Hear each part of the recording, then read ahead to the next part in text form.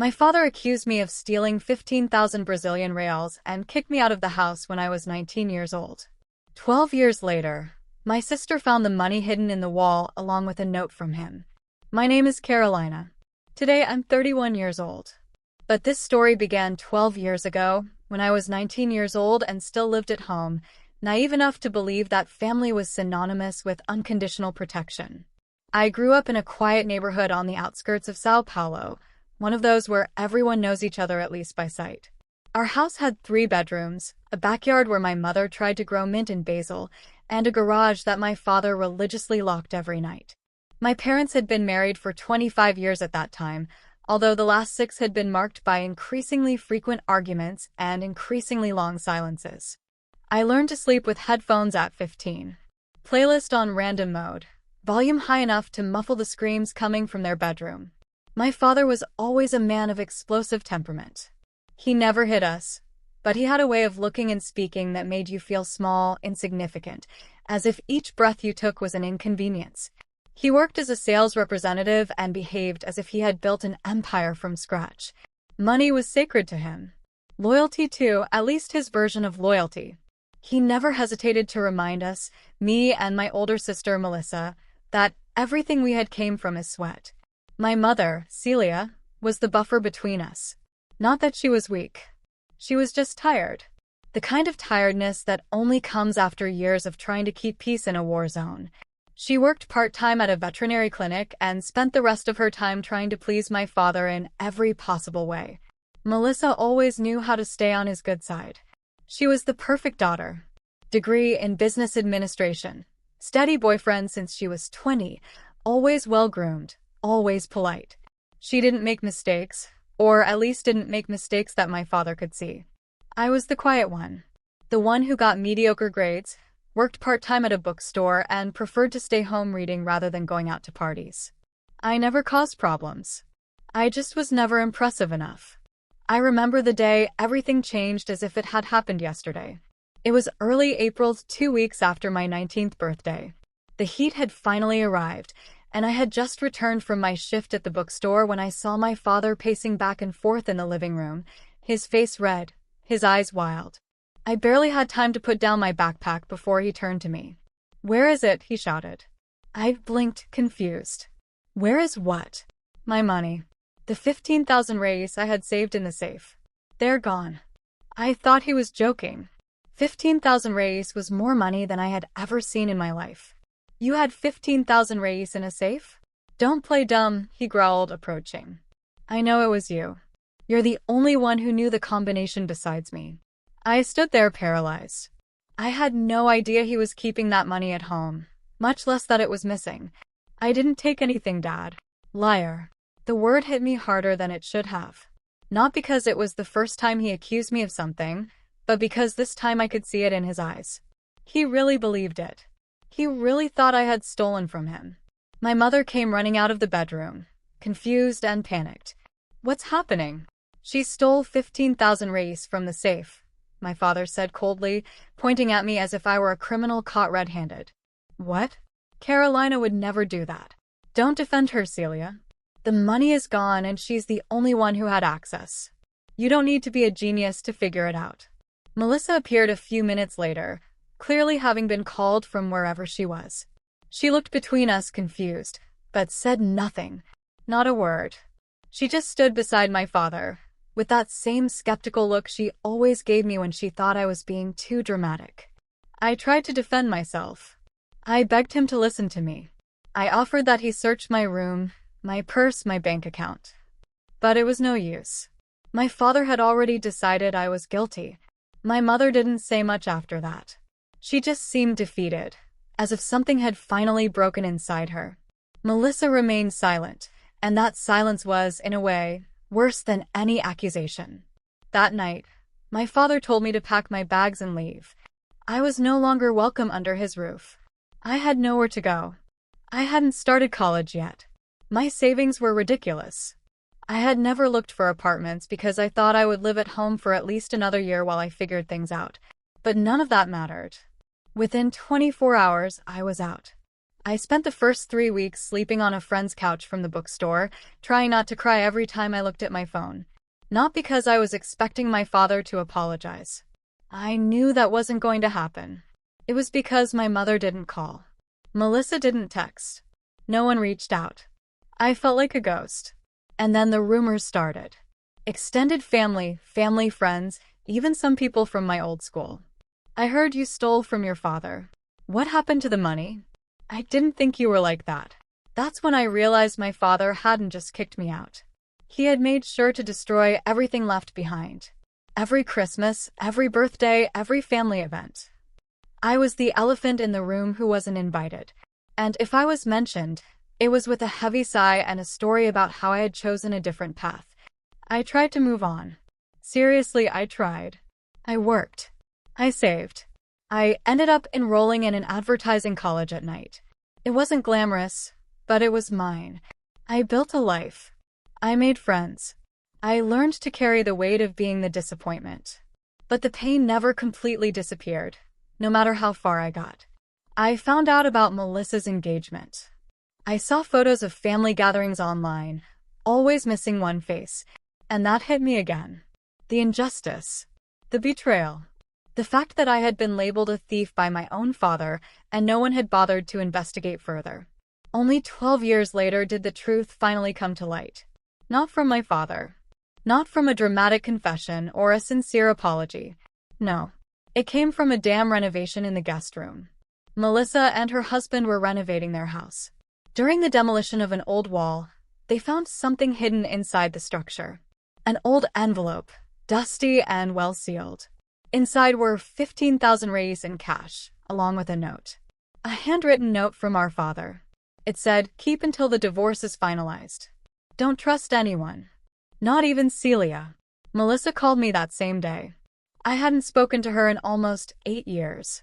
When I saw her name appear on my phone, my stomach turned. I almost didn't answer, but something made me accept the call. Her voice was low, hesitant. She told me what they had found. She read the note to me. I was silent for a long time. Finally I asked, so I wasn't lying.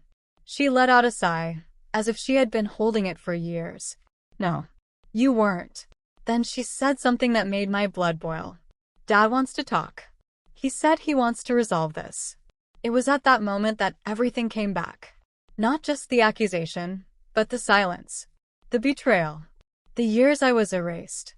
I didn't respond immediately, because I knew that no matter what happened, it wouldn't be a simple conversation. And that's when the real story began. When I hung up that night, I sat in my small apartment for almost 2 hours without moving. No music, no distractions. Just me, my thoughts, and a wave of emotions I couldn't process fast enough. Anger. Revenge. Confusion. But above all, something empty. I wasn't celebrating being right. I was mourning the fact that it took 12 years for anyone to care. Melissa's voice echoed in my ears. "Dad wants to talk." Talk. As if nothing had happened. I didn't sleep much that night. Images from the past kept coming back to my mind, like a curse. My father standing in the living room with his finger pointed at my face. Melissa watching me silently as I packed my things. The way my mother didn't even look me in the eyes when I left through the front door with 2 backpacks and nowhere to go. The following week, when my phone went silent, the people I called did nothing to see if I was okay. And now he wanted to resolve it. The next day, I received another call. This time from my mother. It was the first time I had heard her voice since I sent a birthday card 7 years ago. No response. No thank you. Just silence. And now, suddenly, there she was. "Carolina," she said softly. "Melissa told me what they found." We didn't know. I said nothing. I let the silence reign. "I should have believed you," she whispered. That sentence didn't land as she expected. It wasn't a punch. It was a blade, cutting through everything I had buried. Her silence during all those years wasn't neutral. It was a choice. She chose comfort. She chose to preserve my father's ego instead of defending me. "I lost 12 years of my family," I finally said, "because no one believed me." "I know. And I'm sorry. Your father. He thought you were acting strangely at the time. He was very stressed about the impending divorce. No, I interrupted. Don't justify for him. There was a pause. Then a heavy silence. He wants to apologize. Did he say that? Or are you hoping I'll make things easier for everyone? She didn't respond. I didn't hang up on her, but I ended the call quickly. My mind was spinning. I didn't know what to do with all of it. There was no manual on what to do when your family suddenly remembers you. A few days passed. I ignored 2 more calls from Melissa and 1 from my father. Then a message arrived. From my father, Carol, I made mistakes. Let's talk, please. I looked at it for a long time. I wish I could say I didn't care anymore, that I had moved on, built a better life and wasn't affected. But that would be a lie. I cared. Deeply. Painfully. His message reopened wounds I thought had healed. After a week of arguing with myself, I accepted the meeting. We chose a neutral place. A coffee shop halfway between our houses. Melissa would also be there. I hadn't seen either of them in almost a decade. My father looked older, thinner. His hair was almost completely gray, and the deep lines around his eyes seemed to have been carved by guilt. Melissa looked practically the same, although there was something different in her posture. More cautious, less confident. When I entered, they both stood up, not knowing whether they should shake my hand or hug me. I just sat down. No one spoke for a moment. Then my father cleared his throat. You look well. Good looking. I said nothing. He tried again. I know I don't deserve to ask this, but I would like to apologize. His voice was tense, controlled, as if he had rehearsed. I finally looked up. Apologize for what? He blinked. For accusing you. For kicking you out. For not believing you. That's just the beginning, I said. But it's not everything, is it? Melissa looked uncomfortable. She shifted in her chair. My father took a deep breath. I was going through a lot at that time. Your mother and I were ending. No, I interrupted. Don't blame the divorce. Don't deflect. You told everyone I was a thief. You burned all the bridges I had. You made sure no one was on my side. I didn't just lose a house. I lost my entire family. My father looked at the table. I thought you had taken the money, he finally said. I panicked. I was angry. I wanted someone to blame. So you chose your daughter. I chose the one who wasn't Melissa, he murmured. It was the first time he admitted it out loud. The golden child. The quiet one. It had always been like that. Melissa leaned forward. I should have said something at that time. I knew it didn't make sense. You never lied. Never stole. Never raised your voice. So why didn't you defend me? I asked. She looked ashamed. Because it was easier not to. Because Dad had already decided. And I didn't want to be next. There it was. Easier. That word hit me hard. Easier to abandon me than to risk their own comfort. Easier to let me carry the weight of something I didn't do than to confront the man who ruled us like a dictator. My father finally looked up. I know I was wrong. But I want to fix this. I want to have a relationship again. I looked at his wrinkled face. The eyes that used to look at me with disdain, now pleading for forgiveness. You didn't just make a mistake, I said slowly. You ruined my life for years. You told every cousin, aunt, friend, and neighbor that I was a criminal. You never questioned whether you were wrong. He swallowed hard. I know. And I'll spend the rest of my life making it up to you if necessary. The rest of his life. As if it were a check he could sign. I didn't give him an answer. I asked for more time and left. But the story didn't end there. Because 2 weeks later, I discovered something that took everything to a new level. I was having lunch with my cousin Juliana, one of the only people in the family who had texted me discreetly over the years, even if rarely. She had heard about the discovery and the renovation and wanted to catch up. It was the first time we had seen each other in person since I was 19. We were in the middle of lunch when she said something that left me paralyzed. At the time, your father told everyone he had filed a police report. I froze. He what? Yes, she said, frowning. He said he needed to report the theft to the police for insurance purposes. That you were under investigation. I remember my mother being devastated by it. She said your name would be marked forever. I stared at her. My hands were numb. There had never been a police report. At least none that I knew of. When I got home, I did a search. I called the police station. I requested all records associated with my name from that year. And there it was. A police report filed in my name, listing me as the main suspect in a domestic theft of 15,000 reais. Signed by my father. I wasn't charged because there was no evidence. But it was there. A shadow that followed me for years without me knowing. This explained why 2 scholarships were denied. Why certain jobs never got back to me. Background checks that caught me by surprise. He hadn't just kicked me out. He had marked me. And he never told me. Never apologized for it. Never retracted. The next time he called, I didn't answer. He left a message. In a cheerful, casual voice, as if we were resuming a normal relationship. He said he was thinking about having a small family dinner. That Melissa and her husband would be there. And that my mother was excited to see me again. I sat there listening. The man who destroyed my reputation. Who left me penniless, alone, and lied to everyone I cared about. Now he was planning dinners as if we were a healthy sitcom family. But he didn't know I knew about the police report. He didn't know I was already calling lawyers. And he didn't know that this time I would be the person who would write the story. I wasn't going to scream. I wasn't going to beg. I was going to be quiet, strategic, and devastating. Because if they thought 12 years of silence were painful, they were about to learn what real consequences were. After I discovered the police report, something changed inside me. It wasn't just anger. Yes, there was a lot of anger. But it was a deeper realization. The kind that forces you to see your life with new eyes.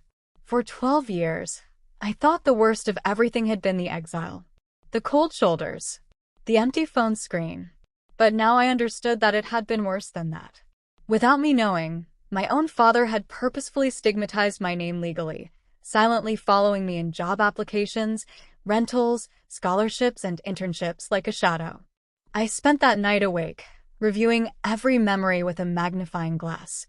That internship at the advertising agency I was shortlisted for and never heard back from.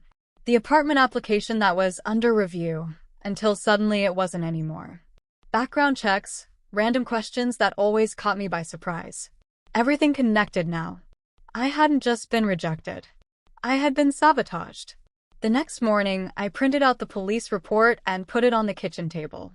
I stared at it for a long time. It was surreal to see my name on a suspect list, with my father's signature at the end, like a final stamp of betrayal. No formal charges, no follow-up. Just the existence of the report filed in the system as a permanent farce.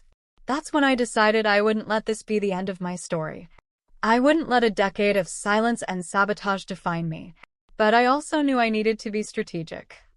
I couldn't let my emotions control things. I had done that before, and all I got was isolation. This time, I would act carefully, silently, as he had done. I started with my own name.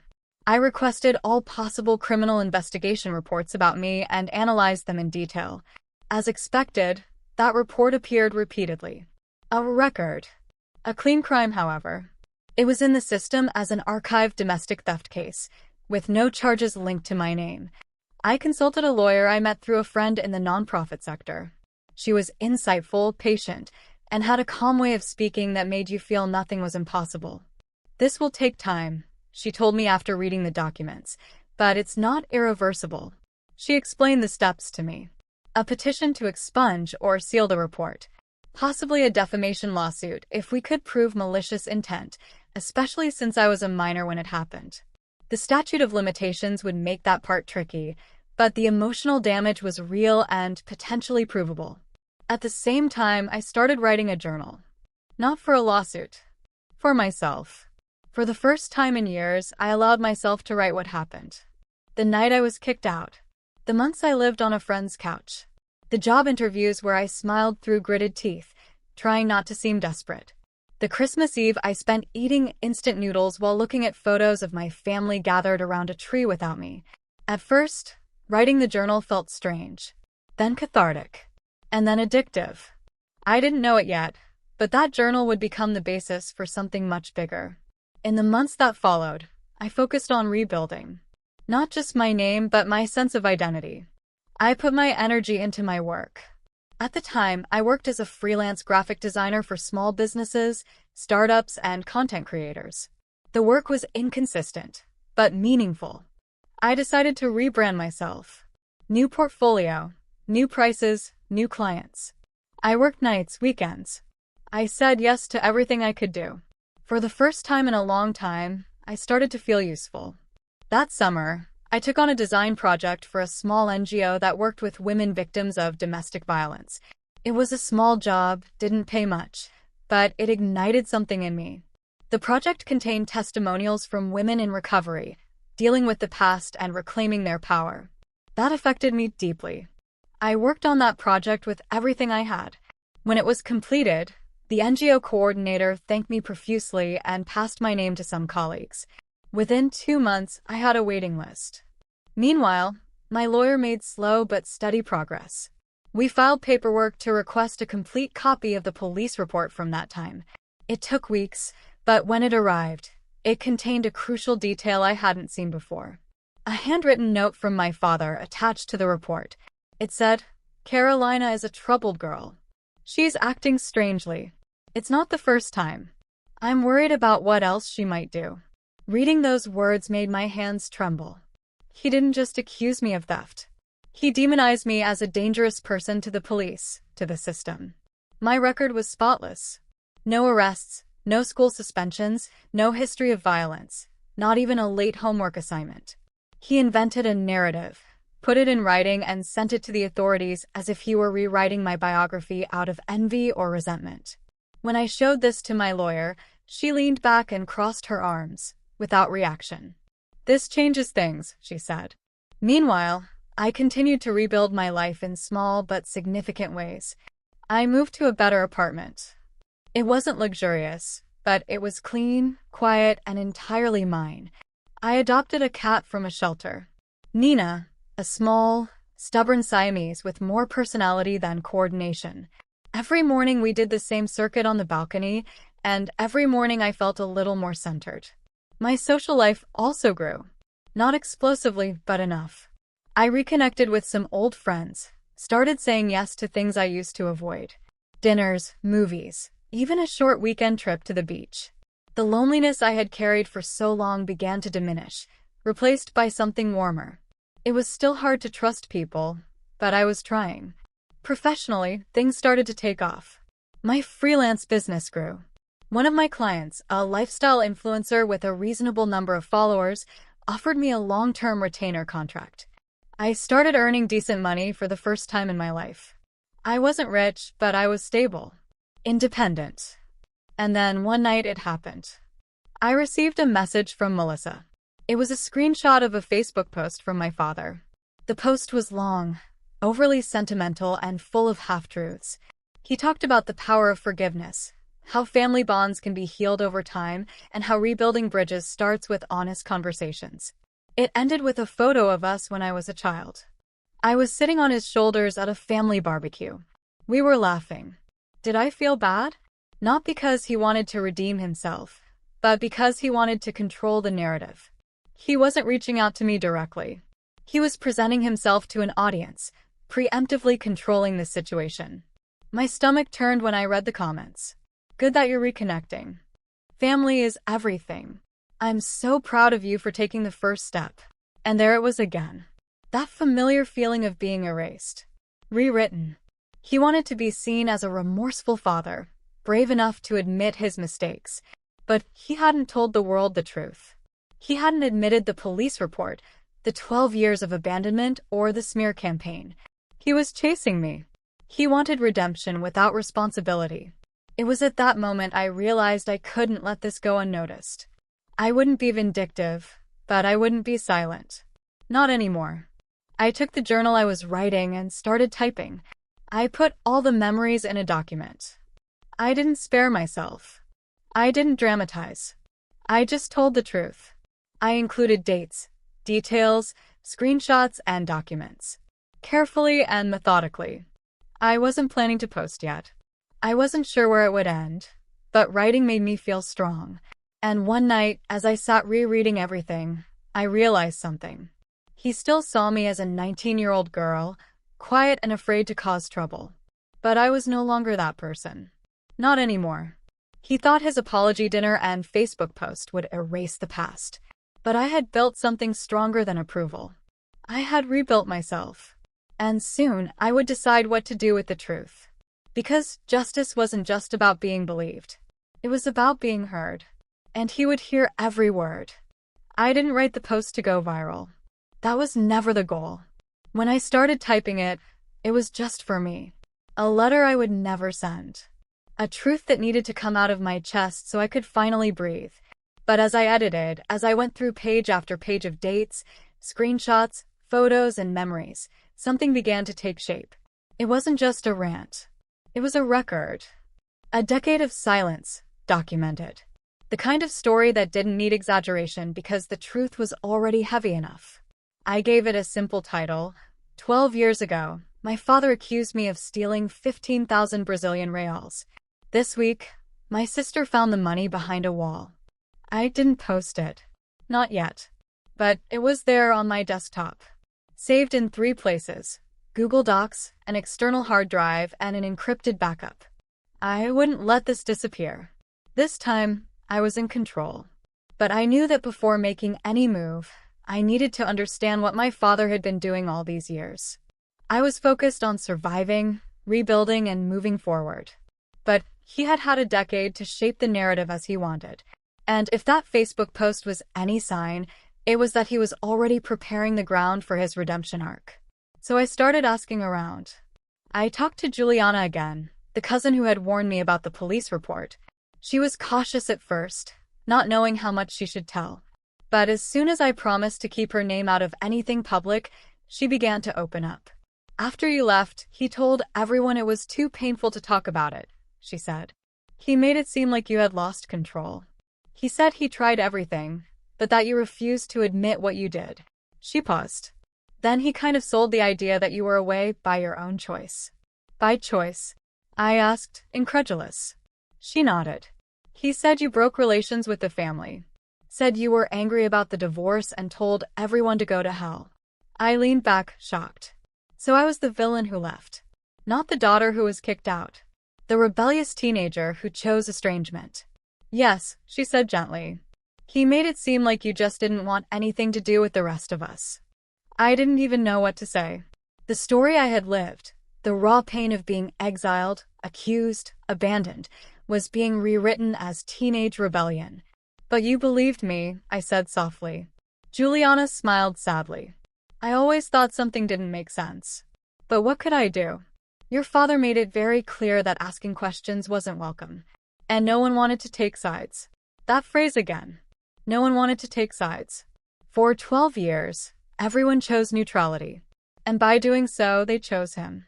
In the following weeks, I reached out to more people. Some old family friends. A former neighbor. Even my old high school counselor, Professor Mariana, who had always been kind to me at that time. To my surprise, a pattern began to emerge. My father hadn't just accused me. He had run a complete campaign. He told our neighbors I had been stealing little things for years. He told my uncle I had a secret drug problem I was hiding from everyone. He told a church friend I had been stealing from my mother's purse since I was 16, something that never happened. One person even remembered him saying I forged his signature to get into the safe. Each lie was a little different. But they all painted the same picture. I was dangerous, dishonest, untrustworthy. He never corrected any of it. Never confessed when the truth came out. Never withdrew the report. He just changed his defense strategy to damage control. And that's when I realized something important. He didn't regret what he did. He regretted getting caught. The family dinner, the Facebook post, the sudden warmth. It wasn't about healing. It was about appearances. He knew Melissa had told me the truth. He knew the report still existed. He knew his carefully constructed version of events was beginning to rot. And now I had a hammer in my hand. So I started planning. I wasn't going to yell at him.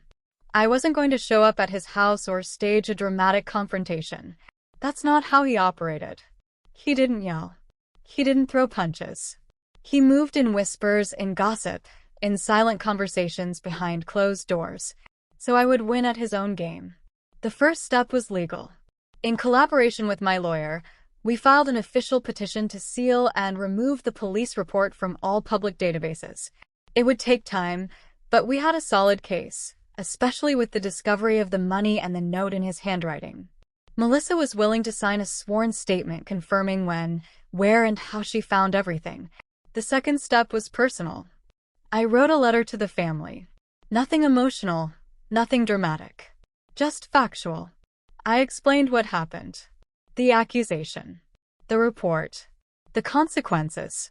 I included photos of the note Melissa found, a copy of the police report, and a brief message. I'm not writing this to get sympathy. I'm writing because for 12 years I lived with the consequences of a lie. I deserve the right to tell the truth. I still didn't send it. I waited. Because the third step, the most important one, was preparation. I needed a moment. A meeting. Something public enough to make silence seem like complicity. And who would have thought that opportunity would come wrapped in a gift? Melissa's wife, Rafaela, was planning a baby shower. Their first child.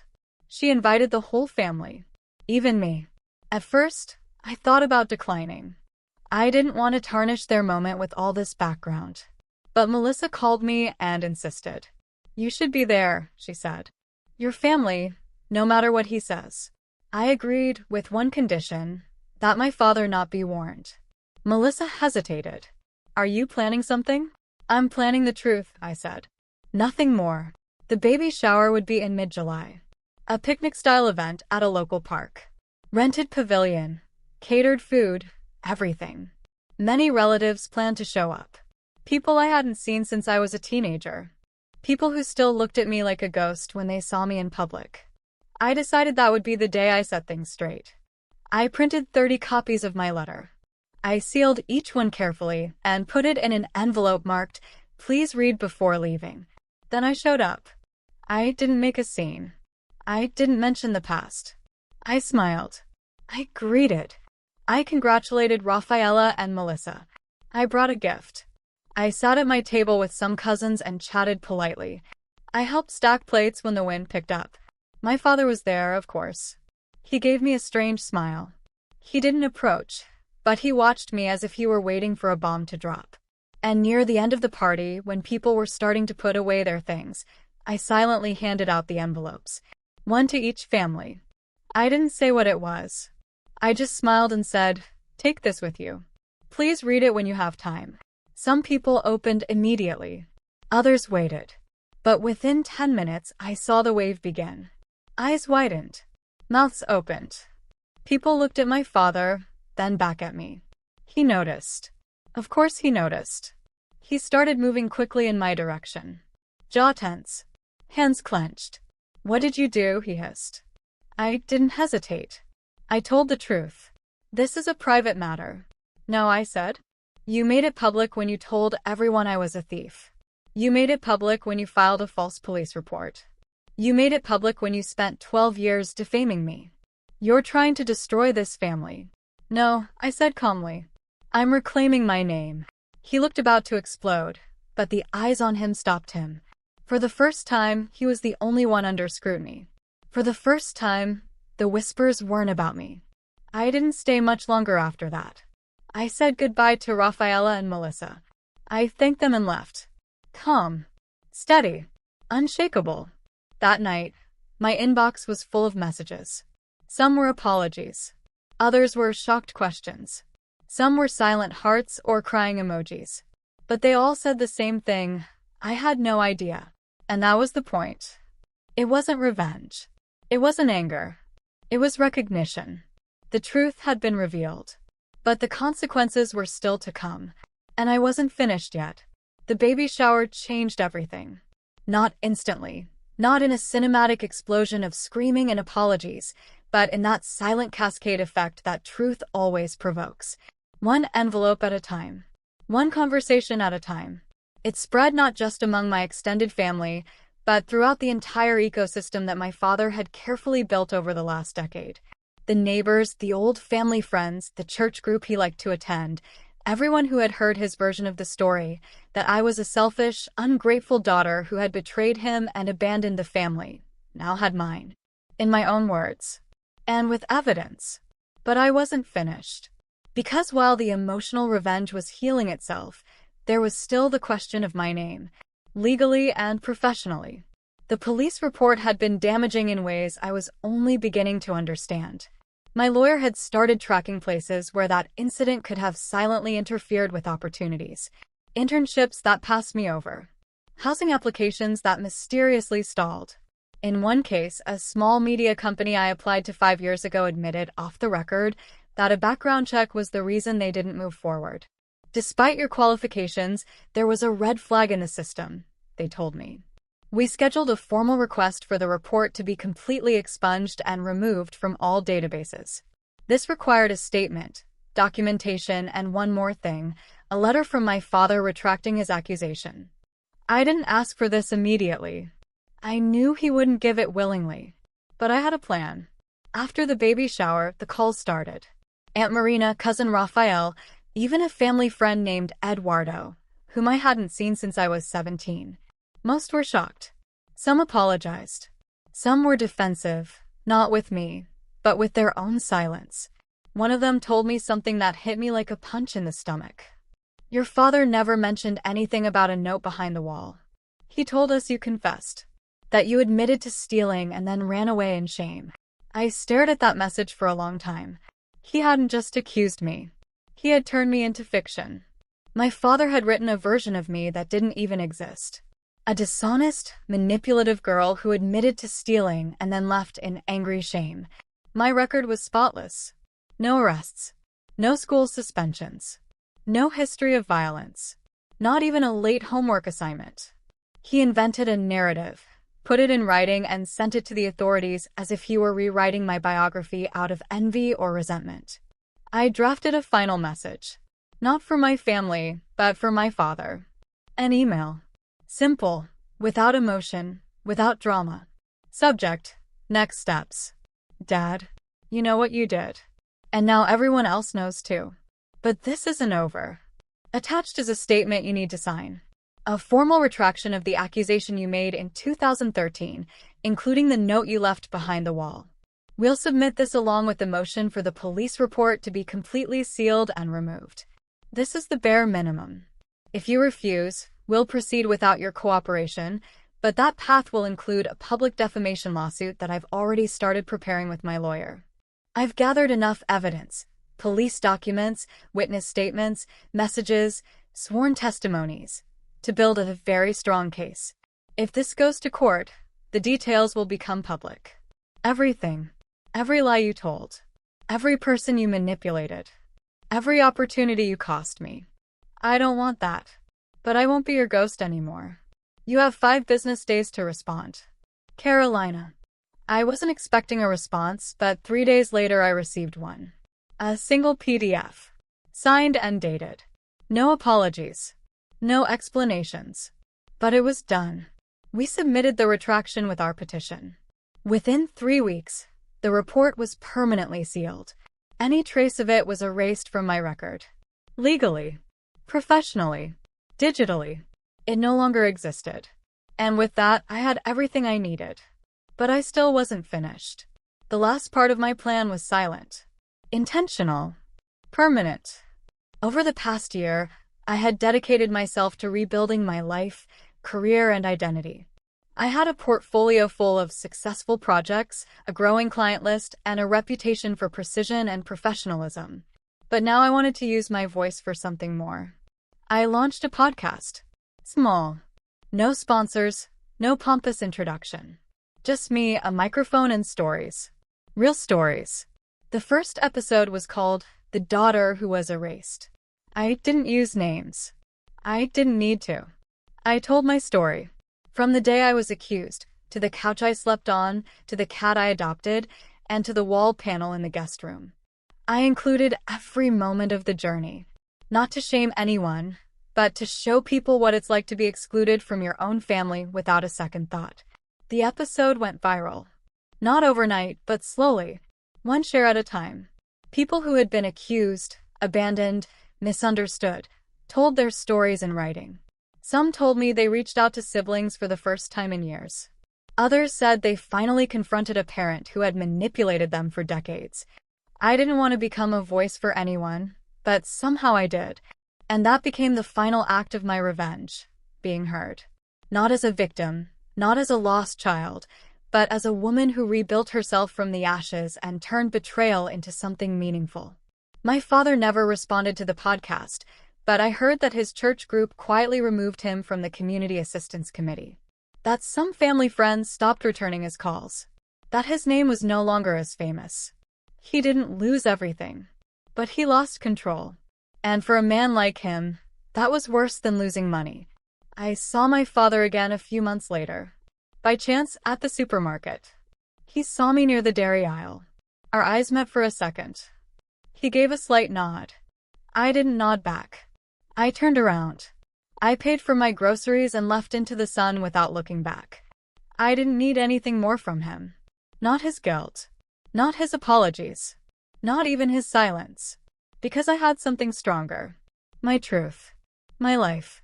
But the story didn't end there. Not exactly.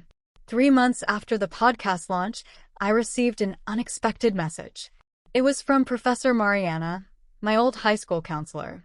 She had heard the podcast, and she wanted to tell me something she had kept for years. We met for coffee.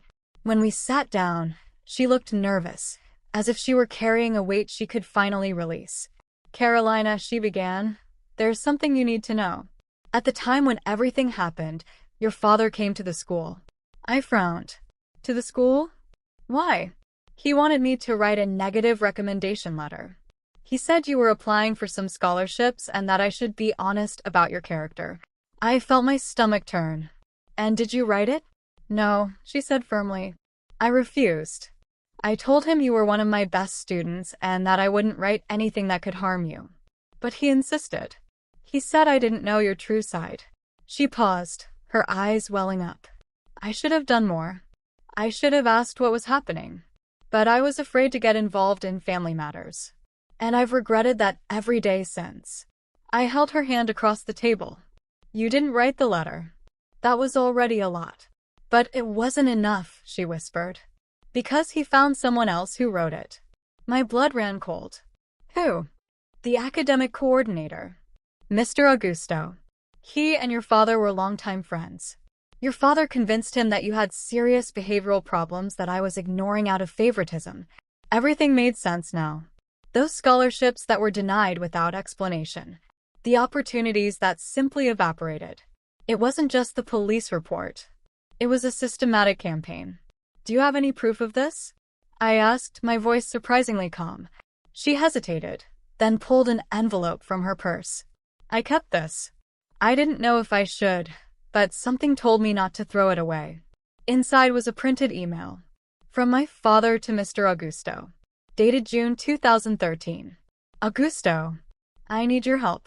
Carolina is applying for several scholarships, but I can't let her get them. She stole from me. Lied repeatedly. Has serious character problems that I need to contain before they cause more damage. I know you understand the importance of family discipline. I need you to write a letter highlighting your concerns about her behavior. Nothing too obvious. Just enough to raise doubts. I appreciate your discretion in this. Carlos." I read that 3 times. Each word was a knife. He didn't just kick me out. He actively sabotaged my future. He blocked every escape route I tried to build. "Can I keep this?" I asked. Professor Mariana nodded. "It's yours." It always was. That night, I called my lawyer. I showed her the email. She read it silently, then looked at me. "This changes everything. We have documented defamation, malicious interference, and conspiracy to harm your educational prospects. And there's no statute of limitations for some of this damage, especially considering the effects continued until recently." "What are you saying?" "I'm saying that if you want, we have a lawsuit. A big one." I thought about it for days. Weeks, actually. Part of me wanted to sue. I wanted to see him sitting in a courtroom, being forced to answer for every lie, every sabotage, every stolen year. But another part of me knew that a lawsuit would keep me tied to him for more years. Depositions, hearings, appeals. He would still be at the center of my life. So I made a different decision. I used the email on my podcast. Episode 6. When Your Father Sabotages Your Future. I read the email in full. I explained the context. I explained how it affected my life for over a decade. And I ended with this. I'm not going to sue him. Not because he doesn't deserve it, but because I finally understood that the best revenge isn't destroying him. It's freeing myself from him completely. He spent 12 years trying to control my narrative, trying to erase me, trying to turn me into something I wasn't. And I failed to let him. I built a career. I built a community. I built a life that is entirely mine. He has no power over me. Not anymore. And that's the real revenge. Not anger. Not courts. Freedom. That episode had more reach than all the others combined. And 3 days later, I received a message. From my father. For the first time in 12 years, he wrote more than one line. Carolina, I heard your podcast. I heard everything. You're right. About everything. I don't expect forgiveness. I don't deserve it. What I did was unforgivable. I spent 12 years trying to justify my actions, telling myself I was protecting the family, that I was doing what was necessary. But the truth is I was afraid. Afraid of losing control. Afraid the divorce would leave me with nothing. Afraid of looking weak. So I chose you as a scapegoat. And I destroyed your life in the process. You don't need to respond to this. You don't need to forgive me. You don't need anything from me. I just wanted you to know that I've spent every day of the last 3 months wishing I could go back.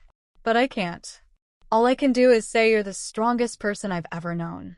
And that I should have seen that 12 years ago. I'm sorry. For everything. Dad. I looked at the message for a long time. Part of me wanted to respond. Wanted to say I accepted the apology. That we could try to rebuild. But the truth was more complicated than that. 12 years don't disappear with a message. The damage he caused doesn't heal with words. And I had learned something important. Forgiveness doesn't mean reconciliation. I could forgive him. Eventually. In my own time. But that didn't mean he deserved a place in my life. So I didn't respond. I archived the message and moved on. 6 months later, the podcast had 500,000 downloads. I received invitations to speak at events about family trauma, personal rebuilding, and resilience. I met incredible people. Survivors. Warriors. People who, like me, were erased and rebuilt themselves. I also met someone. Clara. An audio producer who helped me improve the podcast quality. We started as colleagues. Then friends. And then something more. She was the first person in years who made me feel I didn't need to always be on guard. That I could trust. That I could be vulnerable. On our first real dinner, she asked me, "Do you still think about him? About your father?" I thought before responding. Sometimes, I admitted. But not like before. Before, it was like a weight on my chest. Now it's just a memory. A scar that doesn't hurt anymore. She smiled. That's growth. And she was right. On the 1-year anniversary of the podcast, I did a special episode. 1 year of truth. I talked about what I learned. About forgiveness versus reconciliation. About how healing isn't linear. About how sometimes the best revenge is simply living well. And at the end, I did something I never thought I would do. I thanked my father. Not for what he did, I clarified, but for what he forced me to become. He tried to break me, and in a way, he succeeded. The 19-year-old girl who left that house with 2 backpacks and nowhere to go was broken. But from the ashes of that girl, another person was born. Stronger. More resilient. More compassionate. I built a life he can never touch. I built connections he can never break. And that, in the end, is the victory. Not because he lost, but because I won. I saw my father for the last time 2 years later. At Melissa's wedding. She invited me. I hesitated, but Clara encouraged me to go. "You're not going for him," she said. "You're going for your sister. And for yourself. To prove you can be in the same space as him without falling apart." She was right. I went to the wedding. I wore a beautiful dress. I brought Clara with me. I greeted Melissa and Rafaela. I congratulated them. I danced. I laughed. My father was there, of course. He saw me. Our eyes met across the hall. He didn't approach. I didn't approach. But for the first time in 14 years, I didn't feel anger when I looked at him. I felt nothing. And that was liberating. At the end of the night, when Clara and I were leaving, Melissa pulled me aside. "Thank you for coming," she said, her eyes welling up. "I know it wasn't easy." "It was easier than I thought," I replied honestly. "He asked about you," she said softly. "Asked how you were. If you were happy." "And what did you say?" "I said you were more than happy. That you were glowing. And that he lost the right to know more than that." I hugged my sister. Hard. Long. "I love you," she whispered. "I love you too." Today, 5 years after that baby shower that changed everything, I live a life I barely recognize as mine.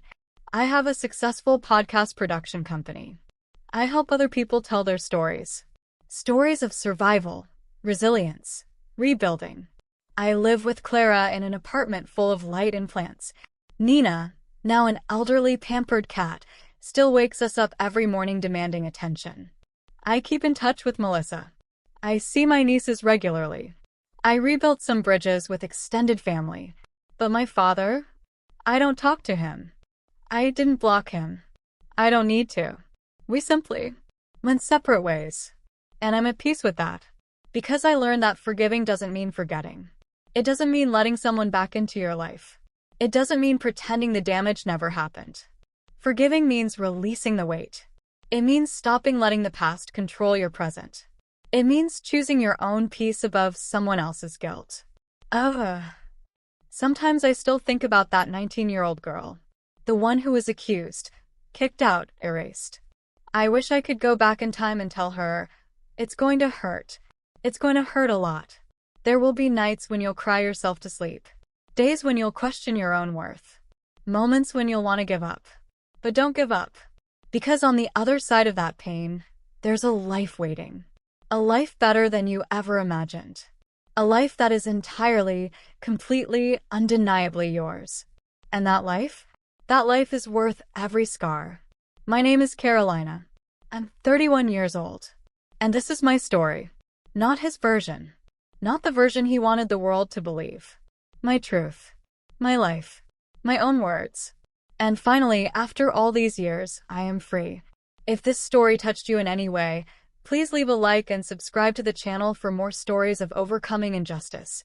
Your comments and support make all the difference for other people who may be going through similar situations. Until the next story.